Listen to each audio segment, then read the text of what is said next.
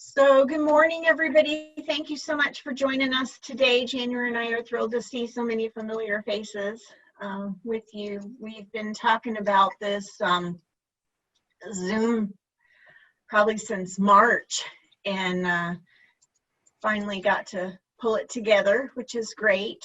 So for those of you that maybe don't know me, I'm Lisa Levine. I'm the Director of Education with Dementia Alliance of North Carolina.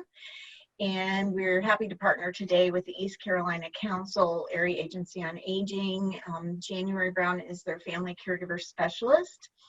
And we're going to talk about technology today. January's been revising her presentation, especially lately, to bring us the latest and the best. So just really quickly before we get started, if you haven't been on Zoom before, in the top right corner, there's a speaker view, and then there's also a full screen view. You can change what you're looking at. If you do speaker view, you'll primarily see January's slides. At the bottom, there is a button that's called chat. And if you would like to ask any questions or comment during this, please type those things into the chat button. At the end, if we have enough time, which I'm sure we're gonna, we will unmute everybody and open up for questions. But for now, we have everybody muted. And so we ask that you stay muted so we can all hear, and that you type your questions in the chat button. Also, there is a reactions button at the bottom. If you click that, you'll see clapping and thumbs up and happy faces and that kind of stuff. You're welcome to put a reaction in if you want to anything that January is saying. So we are recording this today. So I do want to give everyone the option if you want to change your name so your name is not on there, or you want to turn off your camera so that it's not recorded. We are going to put this up on our page so that the people that couldn't join us today can see this later on, the people that registered. But again, we want to thank you all for joining in, and I'm just going to turn things over to January and let you take it from there. Well, good morning, everybody, and I want to thank you all for being here today. In lieu of doing an in-person type of presentation, I do want to give you kind of a little disclaimer that any of the items that I'm going to discuss today during the presentation, they're only for educational purposes, and they're not exclusive to any one type of product. There is so much out there that's available now. I couldn't even, it would take days for me to go through every product with you. So in no way is our agency promoting any one product, but rather we're trying to give you some educational information and some solution-seeking items to assist older adults and to help caregivers in their roles. During our conversation today, we're going to go ahead and discuss the foundations of how utilizing technology can assist older adults and their caregivers in living independently in our communities. And then we're also going to define what technology is, what low-tech and what high-tech are. And then, as I stated, we're going to explore different types of options and ideas. So as we're going through today, we're going to be discussing technology, but technology can transform the experience of growing older. It does this by connecting individuals with families and with friends. It engages older adults in our communities, and it can provide older adults with access to health and safety devices. But most of all, technology can build some confidence and independence among our older adults. So where do we start? Well, first, we need to think outside the box. We need to go ahead and start looking at different types of person-centered approaches to care and to aid in individuals' independence.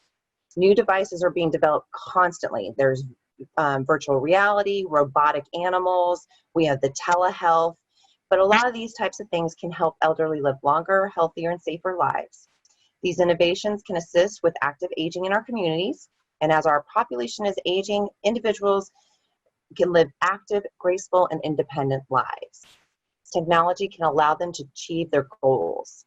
So currently in our world, as you all know, unfortunately, we are dealing with the coronavirus.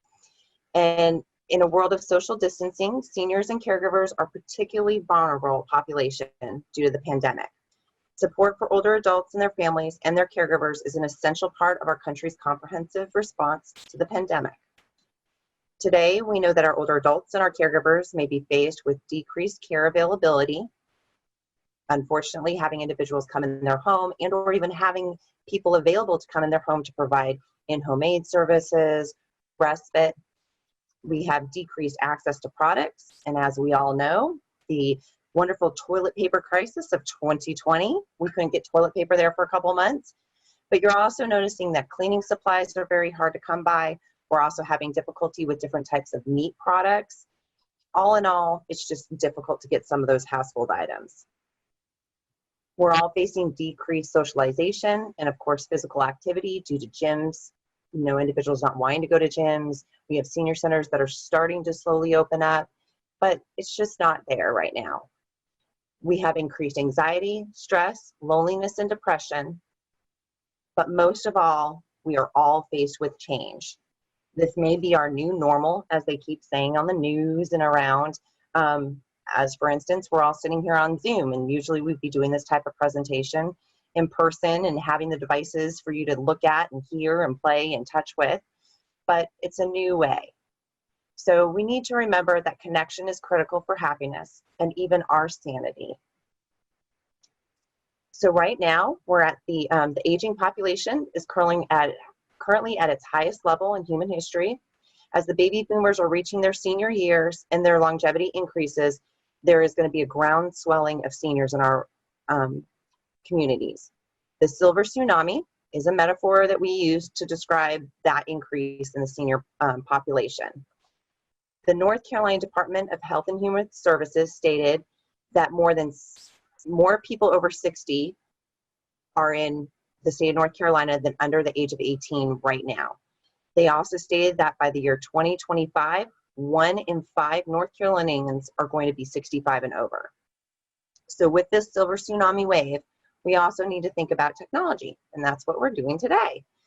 Things are coming out. Many companies in the United States are focusing their attention to older adult populations, to home safety, and to healthcare types of services. So Darwin once said, "It's not the strongest species that survives, nor the most intelligent. It is the one that is the most adaptable to change." So what do we need to do? We need to honestly start thinking about using a round wheel. Technology is nothing to be scared of. And as you can see, as defined by the Your Dictionary, it states that technology is the science or knowledge put into practical use to solve a problem or invent a useful tool. It's a method or process for handling a specific technical problem. So what does that mean? Well, it's any item, piece of equipment, or product, whether you buy it already commercially or you modify something in your home, and it helps increase and maintain or improve your functional capabilities. So, and it's not surprising that assistive technology use, it increases with age. It's almost doubling every decade after an individual turns 65. So there's no wires, there's no computers in this statement, there's no electricity, to be honest. It doesn't always have to be about computers. When we think about technology, a lot of the time people go, "Oh, I don't like technology. I don't have a smartphone," or "I don't even have internet." Well, it's not about that. It's about low tech and high tech items. So you might hear sometimes on the news or when you're out and about, individuals saying low tech. Low tech technology is designed for is very simple, and it's designed to be low cost. They're usually practical, and it meets a basic need. But the disadvantage, it lacks multiple uses. Now then you have high tech. This is usually new technology with advanced features. They are a little bit higher cost. They have advanced features and increased capabilities. Now they're a little bit more complex to work with, and like I said, they're a little more costly. But some of the stuff we're going to discuss today, I'm going to show you the options of low tech versus high tech. So let's put this into perspective. Let's take a look at an item that is considered a low tech item. It's something that we've all used in our lifetime more than once, and we all have them in our home, okay? So the Band-Aid, it was invented in 1920. So this year, it's 100 years old. It was developed by a Johnson & Johnson employee who had invented it for his wife. She'd frequently cut her hands and burn herself when she was in the kitchen, and he wanted to make something for her so that she could dress her own wounds. Well, with a little bit of tape and a little bit of gauze, he created this wonderful low-tech item that we still use today. He passed this on to his employer, and before we knew it, they went into production. Just think, this low-tech item. In 2019, there was approximately 42.1 million Band-Aids sold in the United States. This is clearly just an example of something that's low-tech. There's no wires, there's no computer, no internet, but it aids us in what we need when we injure ourselves. I want you to think today that every problem has a solution. You just have to be creative enough to find it. A lot of the items that we're going to be talking about today, the only reason I know about them is because I've had to work with caregivers to figure out how to assist them in a situation that they have. But we need to first ask ourselves, what is the need? What is an individual having difficulty with? We also need to go ahead and find out what the knowledge level of the individual is and what type of a level of product will help you. Think about if you're capable of learning new technology, if it's new or if it's old. Does it have to be simple? Are low-tech items more practical for you? Or are you willing to jump in and go ahead and do something that's a little bit more high-tech? You need to research products and educate yourself on what's available out there. As they say, just ask Google. It knows everything. But knowing if you even have the capability in your home to utilize some products, such as, do you have internet? Some people in rural areas don't have Wi-Fi. You might have internet that's interrupted. Not only that, what could you afford? So let's take a little look at the day of an older adult, and then we're going to look at the caregiver. I'd like you to look at this little scenario and see if this has ever happened to you or if you know someone that has been in this situation. So we put down our loved one, they go to sleep. But if they have cognitive impairment, and or if they even just have to get up in the middle of the night to go to the restroom, they're up. If they have cognitive impairment, they might be ready to party because they are having sundowners and they have switched their days and nights, which could lead to a couple things. One, they could fall and hurt themselves, or worst case scenario, they could elope out in the middle of the night. Or how about the older adult that just gets up to go to the restroom? The potential for falls. A lot of caregivers always call me and talk with me about, I'm afraid my mother's going to fall.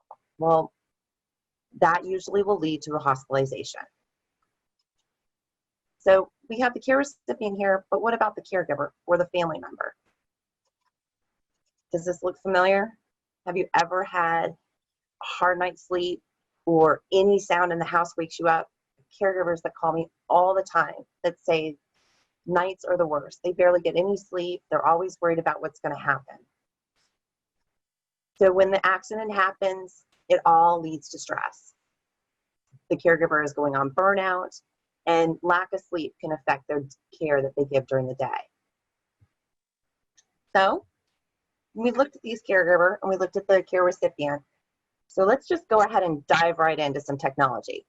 At the end of this presentation, we're going to go ahead and utilize some of the devices that I talk about to see if we can help this caregiver and this individual out, make things a little safer, and avoid caregiver burnout. So like I said before, do not forget that there is a tool for that. So we're going to explore some of those. So for instance, how about sit to stand? Sometimes this can be difficult for older adults, either because of knee problems, arthritis, back problems, or it's just hard to get up. So have you ever known someone who had that difficulty? Well, there is a device for that. Did you know that they make a recliner that can lift somebody up from a seated position? The chair is electronic and it lifts up the individual until they are in the standing position. On average, these do cost about $300 to $1,000. But what if I could tell you that there might be another device like this one right here? It's called an Easy Up that only costs $100. It's versatile, it's portable, and an individual all the way up to 300 pounds can sit and use this. I happened to use one the other day just to test it out, and they're amazing. When we're talking about having people sit and then go to stand, think about the caregiver when they go to help somebody out of a chair. They could throw their back out or hurt themselves or hurt the person that's in the chair to get them to stand up. So this device might help both parties out. Some other things to look at would be, these are under the bed motion lights. So when an individual steps out of the bed, they automatically turn on so they can see the floor below them. So they're not standing up in a dark room. Or even a couch cane or a chair cane. These are wonderful assistive devices that allow somebody to independently stand up. The almighty bathroom. Bathrooms, a lot of incidents can happen in the bathroom. The bathroom is where we all spend a lot of our time, despite what we all want to say to anybody else. So why don't we go ahead and look at this area? It's small. A lot of calls I get talk about remodeling bathrooms. My mother can't get in the bathtub and take a shower. We have to have a new shower put in, or my mother doesn't feel safe in the restroom. So let's take a look at a couple things. This device is wonderful. It latches onto your bathtub and gives the individual a little bit of stability when stepping in or out of the shower. There's also seats. I know a lot of individuals have shower seats. This one's particularly special. As you can see, it goes in halfway and out of the bathtub halfway. An individual sits in the seat. You can rotate the seat and slide it into the bathtub. So as a caregiver, you just lift the individual's legs up, push the button, and they slide right into the bathtub. Only costs about $100. Which is a lot cheaper than a couple $1,000s to pull that bathtub out of the bathroom. But what about the toilet? Some toilets sit lower and are really high seated for individuals, and they can be hard to get off of. So how about putting in a toilet seat with a raise? We don't have to replace the whole toilet. It's just a nice little seat that fits over it. Or even arm things to help you get up. All of these can help individuals independently in the bathroom. How about alert systems? Like we said, caregivers might stay up all night long and are wondering if something's going to happen to their loved one. And according to the National Council on Aging, 1 in 4 Americans aged 65 and older fall each year. Falls are the leading cause of fatal injuries and the most common cause of non-fatal trauma related to hospital admissions among older adults. These falls can cause serious injury, but with the use of some different types of technology, either if individuals have cognitive impairment and or they just need help, some of these devices can help.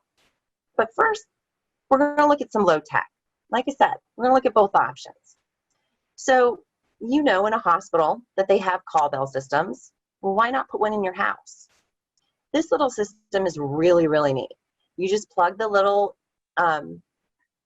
boxes into the wall, and then you give the individual the little button, and at a push of a button, they can call for help. There's no yelling or waiting for somebody to come help them. It's an in-home call bell system. How about the good old baby cameras to keep your eye on somebody? A lot of the cameras today do not require Wi-Fi. Some do, some don't. But you can see your loved one, and a lot of them have two-way speaking. So say your mom does get up in the middle of the night. You can speak with her through it and say, Mom, do you need some help? Do you need to go to the bathroom? Or Mom, just lay down. So this could be a helpful device for a caregiver. There's awesome motion detectors. As you can see, this black one here, this is what they call a doorknob vibrating door alarm. The nice thing about it is it's portable. So I'm in Eastern North Carolina, and we have hurricanes, and people evacuate. So a lot of devices might need to be a little bit more portable for you to take with you to, say, a hotel room or a shelter. This would be a great one. So you just tie it around the doorknob, and as soon as it feels a little jiggle, it makes a loud siren noise. It alerts the caregiver, but it also can startle the person to stop them from going through that door. There's also wander guard systems, floor mats at the moment the individual steps out of the bed or steps out the front door, it immerses a large sound. Or before that point, even having a bed or chair alarm. These, they react and work off of somebody's weight.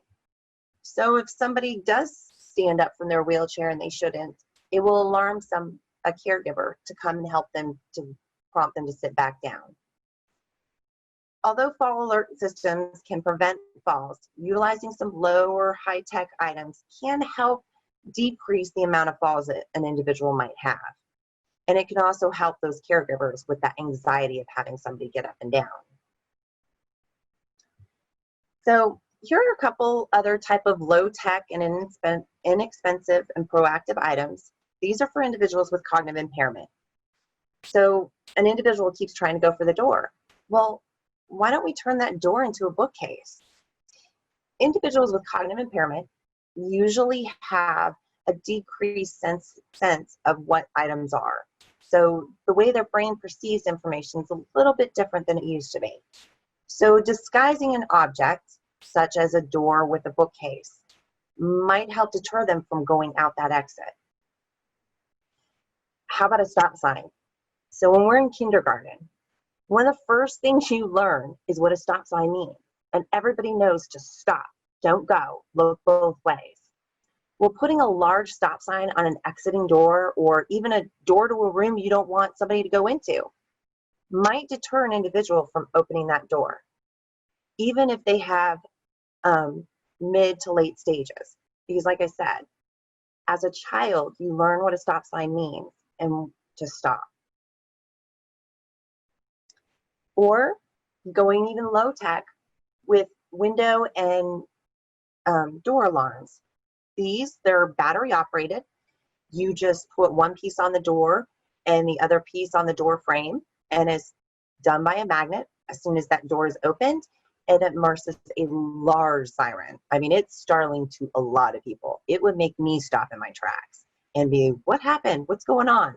So it's a good way to deter individuals from going outside of the door, but it also alerts that caregiver, as we said, that somebody's going somewhere they shouldn't be. They're also good for children. But those are fun. How about some high-tech items? This is my playground. So you've got your almighty, I've fallen and I can't get up, fall alert systems with a nice little button. But interestingly enough, Samsung, Apple, Fitbit, My Notify, so many companies are starting to have their devices with fall alert systems.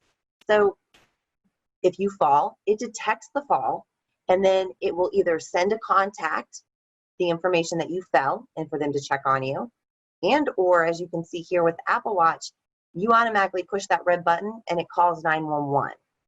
So these can be some really good types of items. These are all wearables. I've had caregivers talk to me about, my mother will never wear it. Well, I've been in that position. We bought a fall alert system for my grandmother, and she used to take it off when she took a shower and put it on a high hook on the wall. Well, it was waterproof, but she still took it off, and unfortunately she fell in the shower. She was unable to reach her call alert system, so it really didn't do any good for her, unfortunately. But a thing to think about too is not fall alert systems just for a care recipient or older adult.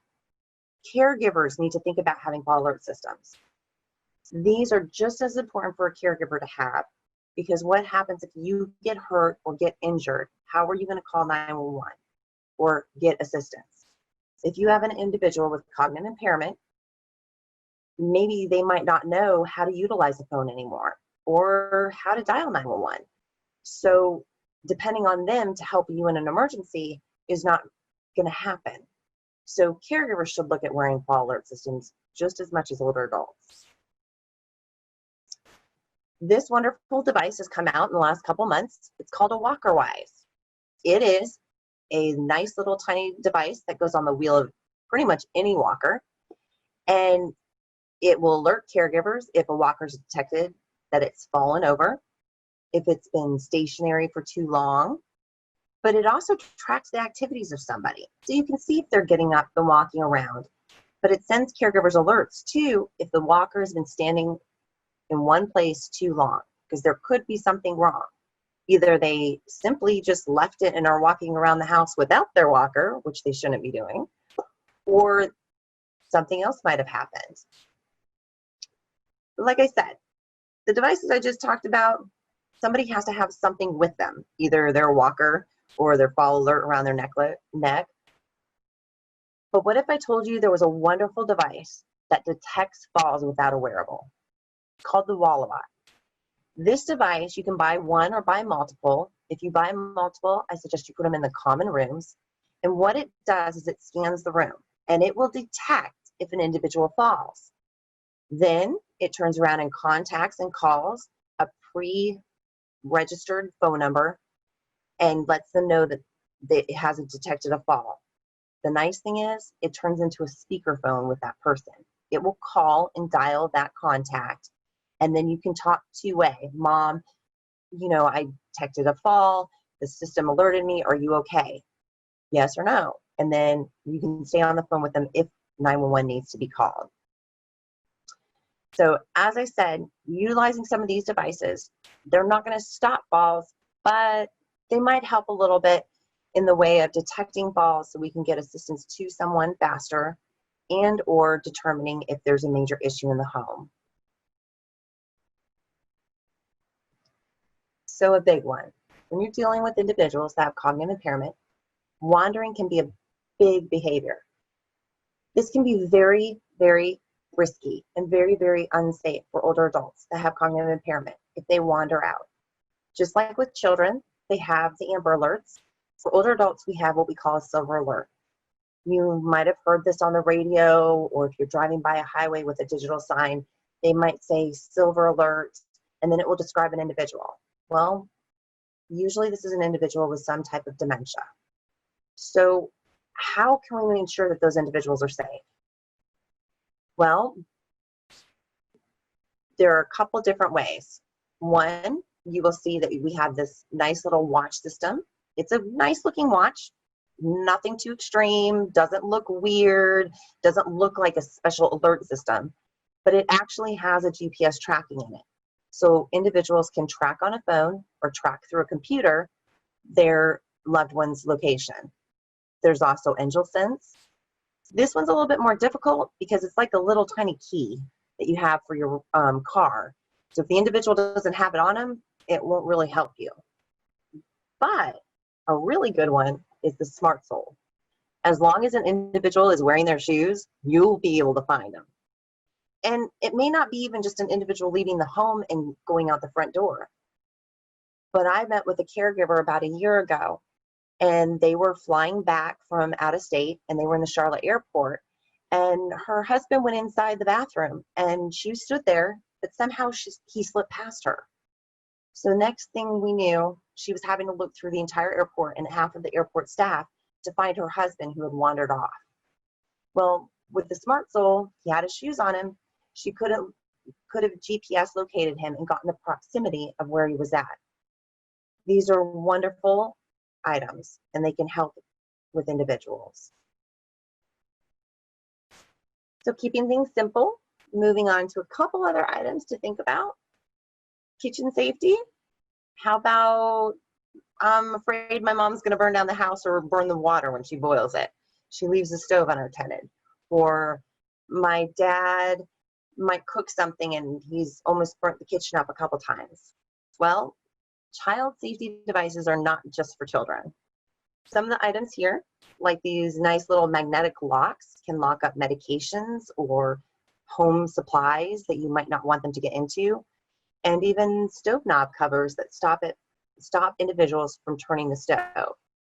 Interestingly enough, these are black, And individuals with cognitive impairment, especially later stages, they can't see and kind of understand what's going on with when it comes to black colors, such as a black mat. They might not cross it because it looks like a hole in the ground.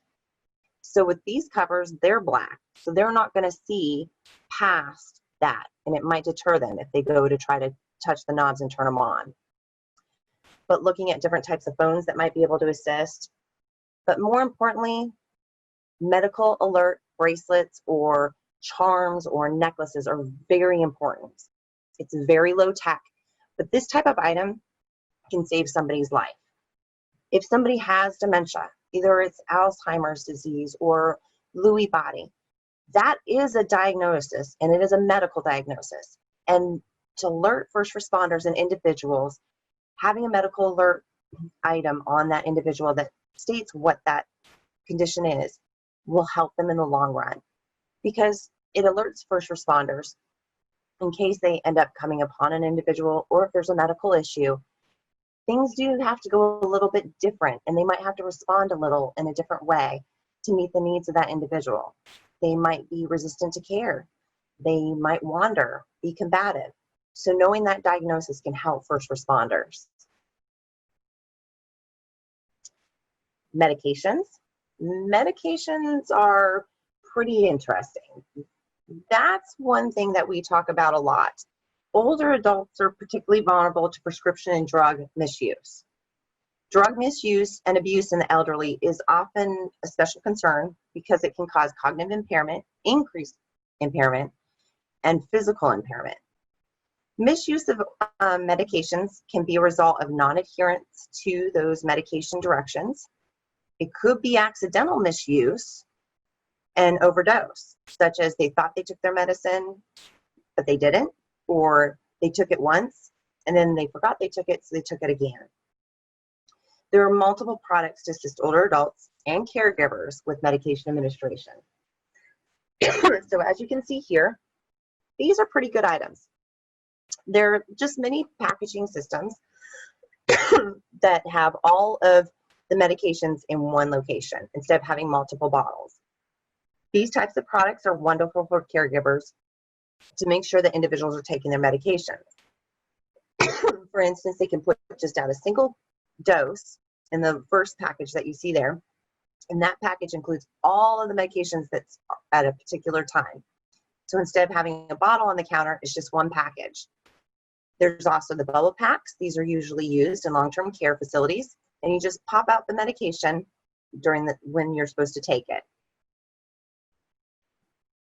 But moving on to a little bit more middle tech type of item, these medications are where you can put in single doses. The one here, you can see that it has alerts verbally, so it emits a sound. It also has a light, so you set up the timer, and then it will alert you when it's time to take your medicine. And it will keep having a sound until the bottle is opened. Okay? Some high-tech items here. Both of these, a Hero product and a Freya is by Black & Decker. These are medication reminder boxes, but they have audio and visual reminders and even electronic medication dispensing systems. The individual, it will dispense the medication, and it alerts them that the medication's been dispensed and it's time to take your medicine. It dispenses the correct dose, and the medication is not taken, or when it is taken, it will send an alert through a smartphone app to a caregiver to alert them that the medication's been taken or it's been missed. So it's a way for even long distance caregivers or individuals that early stages of cognitive impairment, they don't need somebody 24 hours a day, but they just need those medication reminders. So one of these systems might work. How about frequently lost items? I'm going to name a few, and I'm sure a lot of us can relate to these, but keys are often lost. Glasses, we put them down and don't remember where we put them. Our wallets, especially for gentlemen, they usually can lose their wallet pretty quick. Dentures, they go off missing a lot. but unfortunately there is no finder tool for dentures. So if any of you can develop something like that, you'd probably make $1 million. What about a simple remote control or your cell phone or the cordless phone? Well, a low-tech option would be key finder. These are simple. They come with little tiny tiles that are color coordinated with the remote.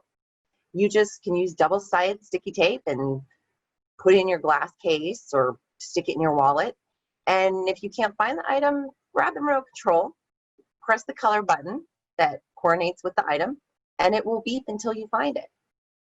Easy and simple. No Wi-Fi needed, no computers.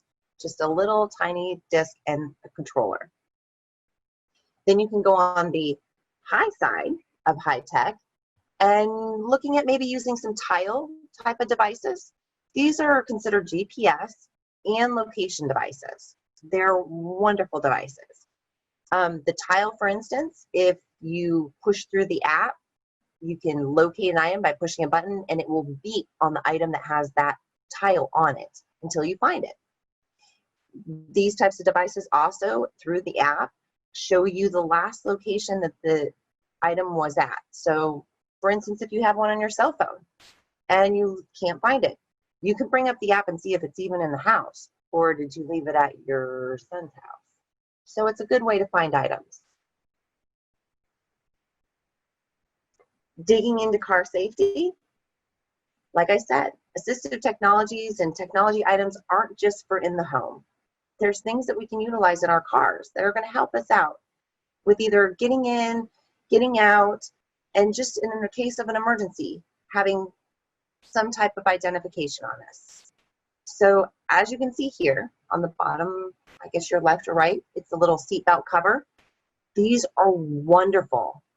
They Velcro across your seat. You can even get them that says, I have Alzheimer's disease, I wear a pacemaker, find my personal medical data in here, because you never know when you might be driving, an accident might happen and you might not be able to voice what's going on and what your concerns are. So ensuring that you have your medical information with you is very important. Like we said, accidents don't always happen at home.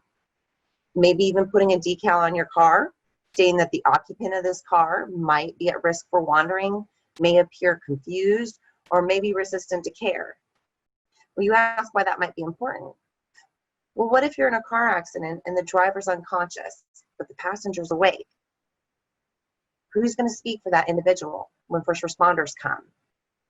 Well, the sticker and or the seatbelt cover might assist those first responders, and also having that medical alert bracelet on you.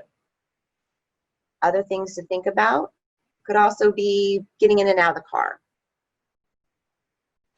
So as I said, there's always a tool for that. There's multiple things out there. They still make the clapper. They've even made Roombas to do your floors, remote control lights, and activities. During COVID, we have a lot of things going on. So going back to the activities of keeping individuals occupied physically and mentally, working. Going back to simple cards, puzzles, journaling. And here's an interesting one I found a couple weeks ago called Familia. It's a way for families, even if they're all over the United States or all over the world, it's a way for families to get together and make a family newsletter for an older adult. You have an app and you invite your family. They can load pictures and little statements that they want to put with the pictures. And once a month or quarterly, they will mail that printed out document to the individual that you love. And that way they can keep up on how everybody in the family is doing. So looking at something fun and new and interesting like that gets everybody involved.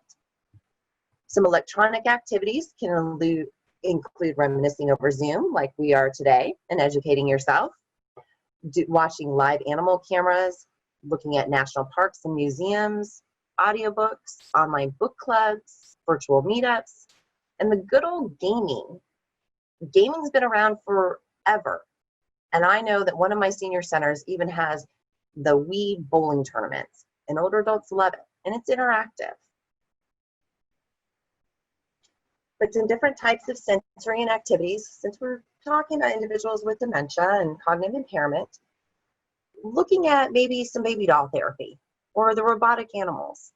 These can be great products that can increase socialization, companionship, and can decrease some anxiety for some older adults that might have cognitive impairment. You'd be amazed at what these individuals can do. Same thing with busy boards and also like weighted blankets. So let's take a look really at the robotic animals in a project that we've done across our region.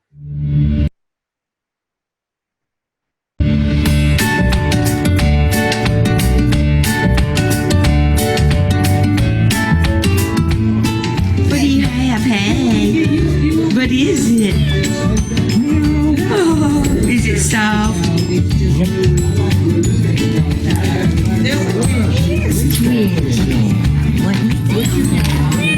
Oh, you like Andy? Oh, he loves Andy. He's licking his paw. He's being cute, being silly.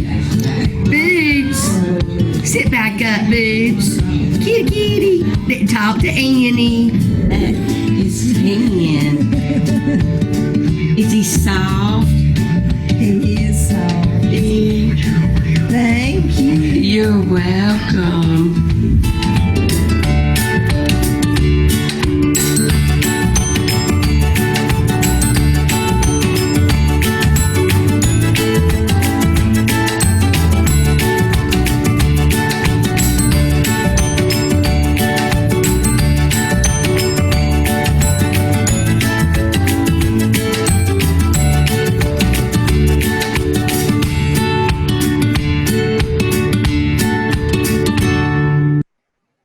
So as you could see during that video, it's wonderful footage. It was done by one of our senior centers up in Wayne County, and they introduced the cats and dogs, and they've been handing them out to caregivers. And it's not just for the care recipient, but the caregivers really engage with the individuals. So that can be something very special and helpful that can help engage somebody who otherwise might not have. But as caregivers and older adults, some digital world type things that are going on, unfortunately, due to the pandemic, you've started to see an increase of digital online type of support and services. It's been there, it's always been around, but we've really had, a lot of people have really started to have to utilize that type of service. So there's helplines and counseling lines, there's online games, video education, virtual support groups going on across the state. And I encourage you, if you are a caregiver, please look up Dementia Alliance support on their website. They have a wonderful list of support groups that are being done virtually for caregivers to help them through this time. There's virtual tours, exercise classes, and contact your local senior center. See what they might be doing. They might be having, I don't know, Zoom bingo going on this week, but hey, it's some way to keep interactive. It's not like being in person, but it's still something that can help you. Understanding that tech market is growing over the next couple years.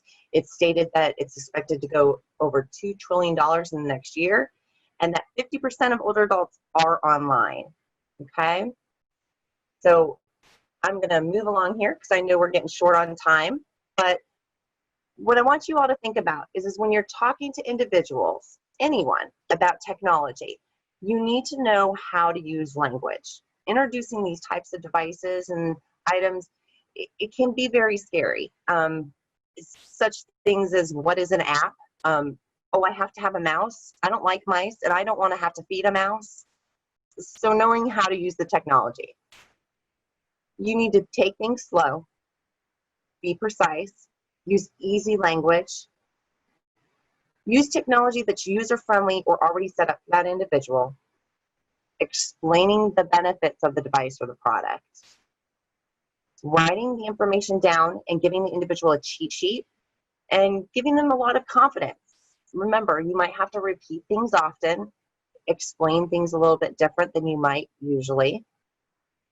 Get them used to the technology. Don't just mail mom a Alexa app or Alexa or Google Home and expect them to know how to do it. Maybe setting it up and helping them get through it. But most of all, Be patient. A lot of the technology I talked about today, you have to be willing to take the technology in. But at first, it might be difficult to get used to, but the more you use stuff, you will enjoy it. Like I said, making sure that the items are easily accessible and types of devices that can assist individuals that meets the level of their needs. Utilizing smart speakers. These are everywhere. Everybody talks about Google Home and Alexa. This can be the difference in somebody being able to turn on a light and having to have somebody else do it for them. The moment you realize you can't do things on your own is the moment that deep feelings and different types of feelings start to set in. But what if we could help with that?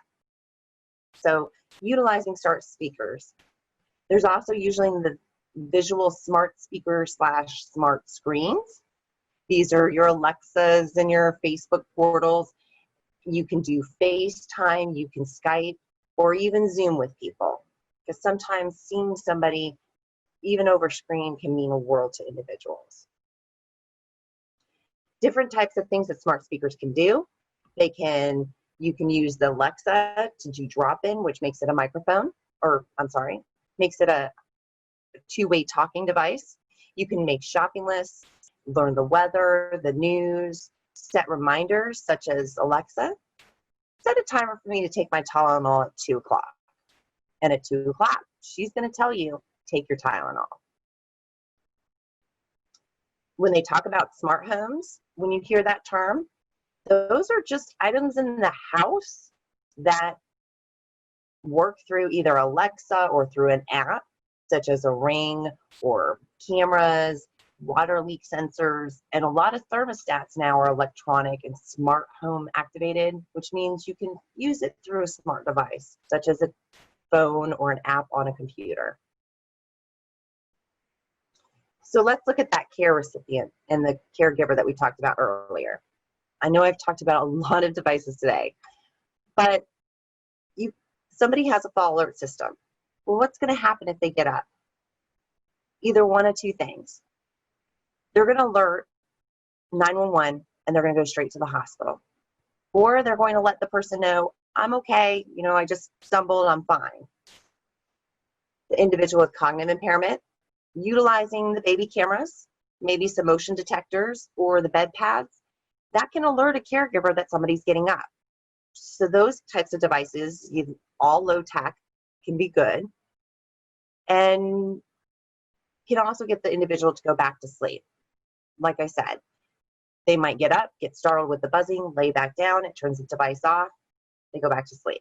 Or the baby camera, you talk through it and see what they need and help them. But what about the caregiver? Let's look at this right now. So you have the caregiver might get a call that the fall alert system went off and they'll drive to the hospital calmly. Or they get up calmly, go lay their loved one down or help them with whatever their need is, and then they go back to sleep. So we decreased on a lot of the stress that we had. So I know we're running out of time and I do want to leave some time for questions. So let's go ahead and stop the share. There is honestly so much more that we could talk about. We could be here for a whole half day discussing these types of things. But reaching out and looking at what your resources are. I know on our website we have quite a few caregiver worksheets that help you look at different devices such as wandering or home safety. They're cheat sheets to tell you some of these devices that we discussed today. But is there any questions? Would anybody like to unmute yourself and ask a question? And can you talk about phones, I guess? Talk about phones. And we want to talk about phones, but we also have Libby with Captel on today, who does a lot with phones. So you can tell us what you know about phones. We didn't get to do that. And then maybe Libby would want to unmute herself and jump in just a little bit as well. Libby, you there? She may not be able to unmute, but oh, there she goes. Sorry to put you on the spot, Lib, but could you help us out a little bit? Tell us about phones a little bit more. Wow. Well, I am with CapTel, North Carolina, and I deal specifically with people who need phones that have a hearing loss, or obviously they could be completely deaf, as long as they have speaking ability.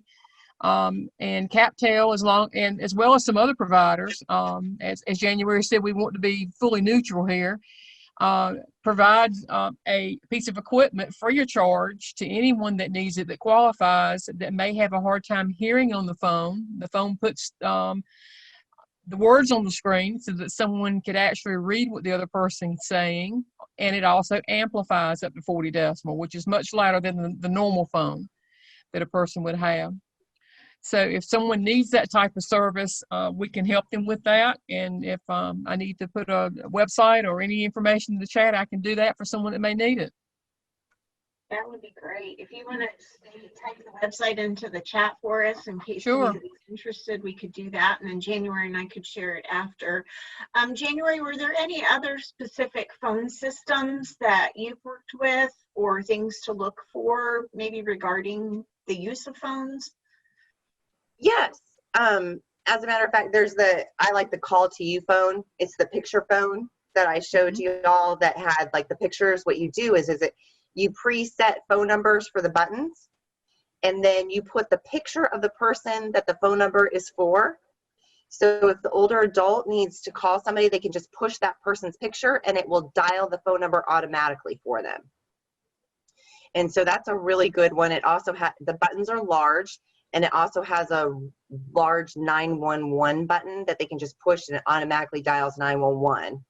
And that's called the call to you phone. And they're only about $20. They're very basic, very reasonably priced. But I've had caregivers that have told me, my mom keeps dialing the wrong phone number, or she can't remember phone numbers or where she put her phone list. Well, they just push the button and it helps them. Great. I've got a couple of items I'd like to ask about, please. Yeah, go ahead. One of the issues that I have here, because I'm the sole caregiver, no family around, whatever. My wife, from the time she gets up in the morning until she goes to bed at night, is in front of TV, unless I pull her away for something. But the problem we got is she'll get hold of the TV remote, press a button, and everything will go bonkers. I mean, she won't press the right buttons. Do you know if there is a kind of like a universal TV remote that has two buttons, change channel and volume, and that's it? Yes, there are quite a few products. There's one, it's called a Tech Pal, or it's called it's TEK Pal. It's a universal remote, and all it has is 6 buttons. It has power, the 2 channel up or channel down, and volume buttons. And they're only about $20. All right. That is helpful. The other thing is that, again, being the sole caregiver, I've also got chores that I have to do. And I've been looking for a Intercom that would also have like a handheld remote that you could take. And I haven't found one. I mean, I have searched, I've talked with companies. I can find some really nice Intercom, $60, $70, that will go from, her room to wherever you set the other one at. But if I have to go outside, then I have to carry that remote that's, like this with me. And I'm looking for one that's got like a small walkie-talkie type remote with it. There's a couple devices. If you would like, I can get your email and I can definitely get a couple of those devices for you, because there are quite a few now. They're coming out with more of those remote control call system, intercom systems that you can do. I know, the Alexas, you can use 2 Alexas and use as an intercom system. But if you're out in the yard, there are a couple that I even have in my office, but I'm trying to think of the name of them. But I can definitely get you some information on something Would like that. appreciate that. And the third item that I'm looking for, and I've spent a lot of time on the internet trying to find it. We talk about the call buttons, but all the call buttons that I have found all go to some operator in the sky that makes the phone.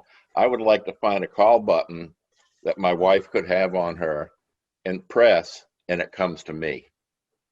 There are quite a few. Okay. But you got to know where to Quite look. a few, yeah, because I know, and I've had some people, we have quite a few, there's quite a few on the market. Like I said, even that Wallabot, it's pre-programmed to a individual, so if they fall or need help, it goes straight to a contact, not necessarily a call center. But there's also quite a few that are alerting the caregiver, not necessarily 911. So that way, if you're like in the garage and she needs you, she can push it and it will say, hey, come get me or whatever. So yeah, I can definitely send you some information on some call button alerts that Appreciate will it. alert you. So- Definitely. Thank you. So January, we've got a few links in our chat. If people want to take a look at that, we have the CapTel information, which is www.captelnc.com, which is CAPTELNC.com. January has a link that she shared with us from the eccog.org website with documents and resources. I will send out a list of resources from January with slides as well. And I'd like you all, if you're interested in getting more information from January or having her follow up with you, I'll give you her website and it'll be in the information I send you too. But it's jbrown, JBROWN, at eccog.org. I'll say it one more time. It's jbrown at eccog.org. And that way she's not trying to keep up with all 15 of us, but we can email her for questions and things. But there's a lot of resources on her website as well, if you go to that. So unfortunately, we are out of time, but I really appreciate everybody joining today. January, I took so many notes. There's always so many new things and so much information to keep track of. So thank you so much for sharing. And I hope everybody enjoyed. And even if you learned about just one new bit of technology to help yourself or your neighbor, I think that it will really help. And for those of you that have more questions, please don't hesitate to reach out to January, to myself, and keep in mind not only those high-tech options, but the low-tech as well, which is so important. So we have lots of thank yous. If anybody else does have a question, we'll stay on for just a minute and leave the chat box up in case you want to see that. But Oh, the electronic pets. That is yeah. very, yes. So that is through Joy for All. I will put it in the chat box where you can get those. Those are the best Christmas gift you can give anybody. But it's called Joy for FOR All. And I will put the website in the chat box for you. And there's cats and dogs available. And I know Melissa and Frankie are on the call, and they're having a contest right now on Facebook to name just the dog, right? To name the dog that they have. So when are you going to announce the name? Next month at the support group. We're going to let the support group members choose that name. But our cat, they did the same thing. The cat's named Keenan. Okay. After Kenansville. So the dog right now, we've got about 70 names. Oh, wow. Oh. And that's the cat and dog that January showed us the video Yes. of. So, Yes. yeah, great. Well, thank you all for joining in today. We appreciate it. Thank you so much, everyone. Have a wonderful day. Thank you. Thank you. Bye-bye. Bye. Libby.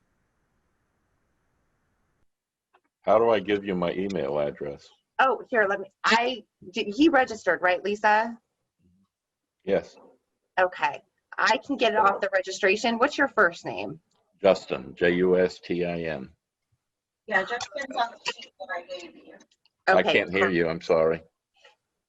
So you're on our sheet, so I will go ahead and I will definitely email you this afternoon some resource thank you. information and help you out with that. Thank you very much. Enjoyed it. You're welcome. Have a good day. Bye-bye. Frankie, you're on mute. Frankie, we can't hear you. Frankie. Hi. You're on mute. Hi, Melissa. Don't. She's getting it. Nancy, are you still there? Sharita, you guys can unmute yourselves if you want. Oh, she left. Oh, yep. Looks like she Okay, she's trying to figure out how to get out. I'm here. Sharita's here. Okay, Good morning. Do you have any questions for us? I do not. I do have the email address provided, and I'll certainly send the email. Oh, great. But Okay. thank you so much. Have a wonderful day today. Yes, you too. Have a beautiful day. Thank you.